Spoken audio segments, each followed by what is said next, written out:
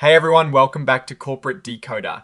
Today NAKA just filed an 8K highlighting their financial results, and I am seeing a crucial signal about their transition. Quick note, this is not financial advice, just my take on public filings for educational purposes the company has rebranded. And this report gives us a peek at how that is playing out financially. We're looking at a Form 8K filing from Nakamoto Inc. This type of report is used when a company needs to announce important information that investors should know about. Think of it as a real-time update on significant events. The key date here is the 13th of August 2026. This is when the company announced its financial results for the fiscal quarter that ended on the 30th of June 2026. Nakamoto Inc. is the company we are discussing. You might know them from their recent rebranding from KindlyMD to Nakamoto Inc., as they are focusing more on their Bitcoin treasury. Here we see some key identifying information.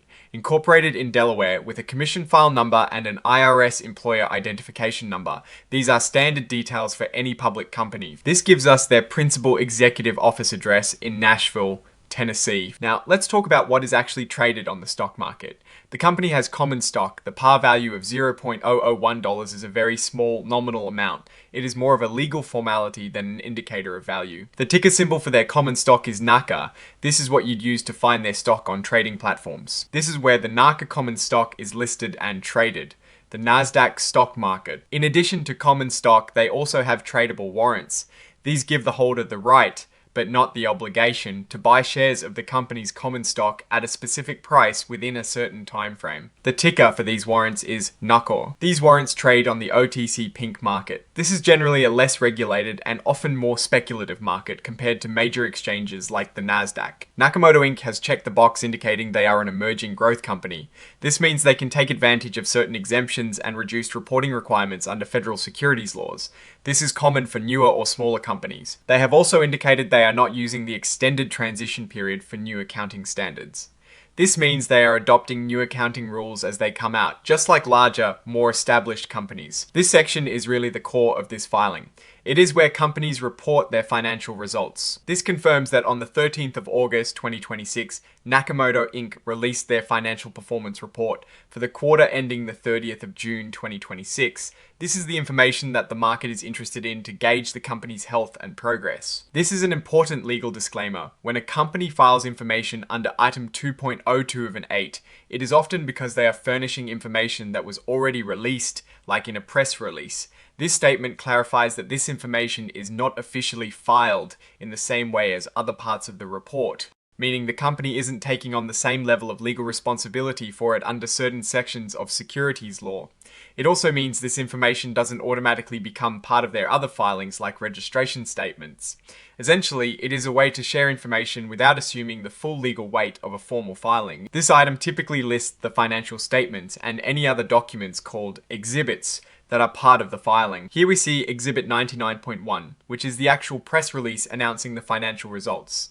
This is where the specific numbers and details about their performance are found. Exhibit 104 is the cover page interactive data file. This is part of the modern XBRL, Extensible Business Reporting Language System, which makes financial data more machine readable and accessible for analysis. This is the official signature of the company. The report is signed and dated the 14th of August 2026, which is the day after the financial results were announced. This indicates the signature of an authorized representative. The signatory is Teresa Gendron, and her title is Chief Financial Officer. This confirms she is the appropriate person to sign off on financial reporting matters for the company. Okay, so let's cut to the chase. This filing is essentially pointing us to a press release from the 13th of August 2026, where Nakamoto Inc. announced their second quarter financial results for 2026. While this 8K itself doesn't contain the nitty-gritty financial tables, the press release it references is where the real story lies, and we can infer some things from the context. We know Nakamoto Inc. rebranded from KindlyMD with a focus on Bitcoin. This kind of strategic shift often comes with significant financial adjustments based on external news. It seems their Q2 2026 results were not great, with heavy losses reported due to goodwill and Bitcoin price hits. This is a critical piece of information. When a company holds Bitcoin on its balance sheet, fluctuations in its price directly impact earnings, goodwill. On the other hand, often relates to the premium paid in acquisitions. A hit to goodwill can mean the company overpaid for a previous acquisition, or that the acquired assets are not performing as expected. For a company that has recently pivoted its strategy and is holding a volatile asset like Bitcoin, these kinds of losses can be a stark indicator of the challenges they face. The fact that their warrants are trading on the OTC Pink market, which is typically for smaller and more speculative companies, also suggests a higher risk profile. Looking at historical parallels, companies that experience significant write-downs due to assets like Bitcoin, especially when combined with rebrandings and a shift in focus, can face a prolonged period of financial recovery. We saw with some other companies that a heavy reliance on volatile assets without a strong underlying business can lead to extended periods of financial strain. The key takeaway here is that while the rebranding and Bitcoin focus might signal a new direction, the reported financial performance suggests that this transition is currently coming with substantial costs. The market will be watching closely to see if they can navigate these challenges and turn their Bitcoin strategy into a profitable one, or if these initial losses are a sign of deeper issues. Oh, and the research tools I actually use are linked in the description. They help keep this channel going. That is my take. Stay decoded. If you found this analysis helpful, hit like and subscribe for more. Check out the Discord in the description.